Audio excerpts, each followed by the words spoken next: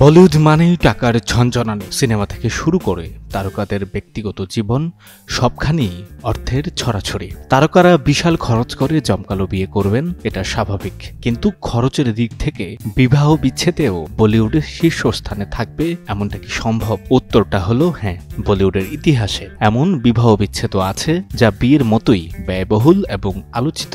বিপুল পরিমাণ অর্থের লেনদেন এসব বিচ্ছেদকে সাধারণ মানুষের কল্পনার বাইরে নিয়ে গেছে।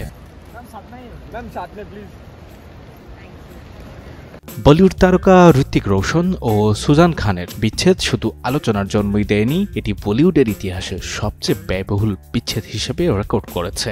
শৈশবের বন্ধু ঋত্বিক ও সুজানের প্রেম শুরু হয় ঋত্বিকের অভিষেক সিনেমা কাহো না প্যার হে মুক্তির আগে। 4 বছর প্রেমের পর 2000 সালের 20 ডিসেম্বর তারা বিবাহ বন্ধনে আবদ্ধ হন। তাদের দাম্পত্য জীবনে আসে 2 পুত্র সন্তান।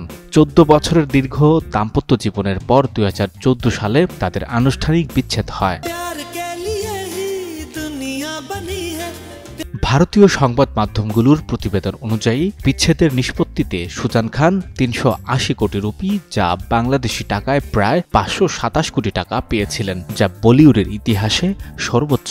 যদিও এই বিপুল অঙ্কের অর্থ নগদ সম্পত্তি নাকি অন্য কোনো মাধ্যমে দেয়া হয়েছিল তা প্রকাশ করা হয়নি। বর্তমানে ঋত্বিক অভিনেত্রী শাবা আজাদের সঙ্গে এবং সুজান আরসলান গনির সঙ্গে সম্পর্কে আছেন। 14 আগস্ট মুক্তি পেতে যাওয়া ওয়ার 2 ছবিতে ঋত্বিককে শিগগিরই দেখা যাবে। সঞ্জয় দত্ত, যুগান্তর নিউজ।